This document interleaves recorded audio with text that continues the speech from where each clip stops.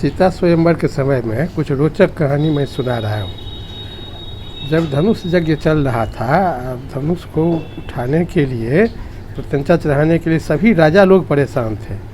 कोई धनुष को हिला भी नहीं पाए थे। विश्वामित्र के साथ राम लक्ष्मण वहाँ पहुँचे। जब कोई धनुष को उठा नहीं पाया, अब विश्वामित्र राम लक्ष्मण चुपचाप बैठे हुए थे। जब कोई नहीं उठा पाया तो लोगों में निराशा होने लगी और जनक बहुत निराश हो गए। अपने मन की व्यथा जनक व्यक्त करने लगे कि मुझे आज बहुत ही तकलीफ़ है कि पृथ्वी वीरों से खाली हो गई है।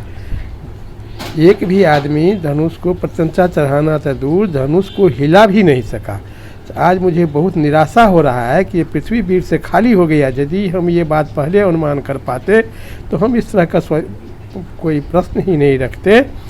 अगर मैं अब बड़ा धर्म संकट में फंस गया हूँ, यदि हम अपना वचन तोड़ते हैं तो पूर्वजों के कीर्ति पर कलंक लगता है। यदि वचन नहीं तोड़ते हैं तो हमारी पुत्री अव्याही रह जाएगी। तो आज पृथ्वी वीरों से विहीन हो गया है। जनक ये बात बोले तो शेषावतार लक्ष्मण जी, तो वो तो शेषनाग के अवतार थे, उनको ये बात बर्दाश्त नहीं हुआ। बड़ा क्रुद्ध होकर के उठे। लक्ष्मण जी के क्रुद्ध होते ही पूरा पृथ्वी कांपने लगा। सभी राजा लोग थर थर कांपने लगे। पूरा पृथ्वी कांप गई, क्योंकि पृथ्वी का भार माथा पर लेकर के ढोने वाले शेषावतार लक्ष्मण जी थे। पृथ्वी डोलने लगी। अब बड़ा बिगड़ करके एक के बार बोलने लगे, महाराज जनक, आपको इस बात का ध्यान नहीं रहा कि इस सभा में सूर्यवंशी भी बैठा हुआ है।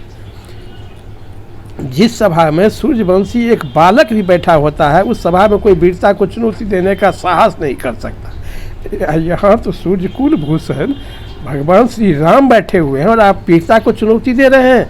आपको इस बात का अंदाज़ा है? यदि हमारे गुरु और हमारे भाई मुझे आदेश दे तो ये धनुष कौन चीज़ है, हम तो पूरा ब्रह्मांड को उठाकर इस ढंग से पटकेंगे कि पूरा ब्रह्मांड चूर चूर हो जाएगा।